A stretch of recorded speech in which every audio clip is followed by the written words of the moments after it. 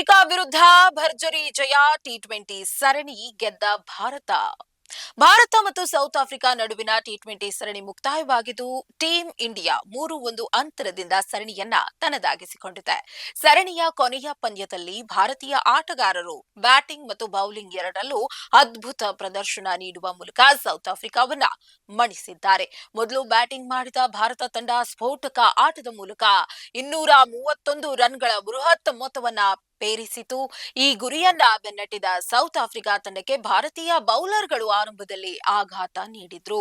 Quinton de Kock 65 run ಸಿಡಿಸಿ ಹೋರಾಟ ನಡೆಸಿದ್ರು. ಜಸ್ಪ್ರೀತ್ ಬುಮ್ರಾ ಅವರ ದಾಳಿಗೆ ವಿಕೆಟ್ ಒಪ್ಪಿಸಿದ್ರು.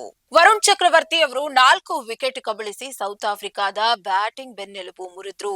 ಕೊನೆಗೂ ಗಿಲ್ ಅವರನ್ನ ತಂಡದಿಂದ ಹೊರಗಿಟ್ಟು ಸಂಜು ಸ್ಯಾಮ್ಸನ್ಗೆ ಅವಕಾಶ ನೀಡಿದ್ರಿಂದ ಭಾರತಕ್ಕೆ ಉತ್ತಮ ಆರಂಭ ದೊರಕಿತು.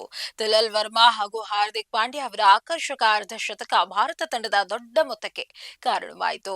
ಸೌತ್ ಆಫ್ರಿಕಾ ತಂಡ ಅಂತಿಮವಾಗಿ 201 ರನ್ ಗಳಿಸಲಷ್ಟೇ ಶಕ್ತವಾಯಿತು. ಇದರಿಂದ ಭಾರತ 30 ರನ್ಗಳ ಜಯ ಗಳಿಸಿತು. 5 ಪಂದ್ಯಗಳ ಈ ಸರಣಿಯಲ್ಲಿ 1 ಪಂದ್ಯ ಮಂಜಿನ ಕಾರಣದಿಂದ ರದ್ದಾಗಿತ್ತು.